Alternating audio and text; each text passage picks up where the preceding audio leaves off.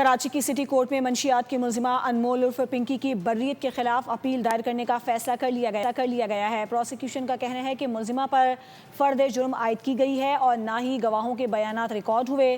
فیصلے کی تصدیق شدہ نقول ملتے ہی اپیل دائر کی جائے گی۔ دوسری جانب پولیس نے گارڈن سے گرفتار انمول پنکی اور اس کے ساتھیوں کے خلاف منشیات اور غیر قانونی اسلحے کے مقدمات کا چالان بھی عدالت میں جمع کرا دیا ہے۔ کراچی سٹی کورٹ میں معروف ڈرگ ڈیلر انمول عرف پنکی کی بریت کے خلاف اپیل دائر کرنے کا فیصلہ۔ پروسیکیوشن نے عدالتی فیصلے کی تصدیق شدہ نقول کے لیے درخواست جمع کرا دی۔ موقف اپنایا کہ ملزمہ پر فرد جرم عائد ہوئی اور نہ ہی کسی گواہ کا بیان ریکارڈ کیا گیا۔ فیصلے کی تصدیق شدہ نقول ملتے ہی آئندہ کا لاہ عمل طے کیا جائے گا۔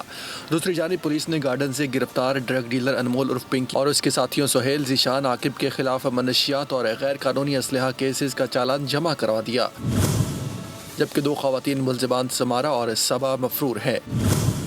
چالان کے مطابق انمول پنکی منشیات کی سپلائی کا مضبوط گینگ چلاتی تھی، جس سے بھاری مقدار میں منشیات اور اسلحہ برآمد ہوا تھا۔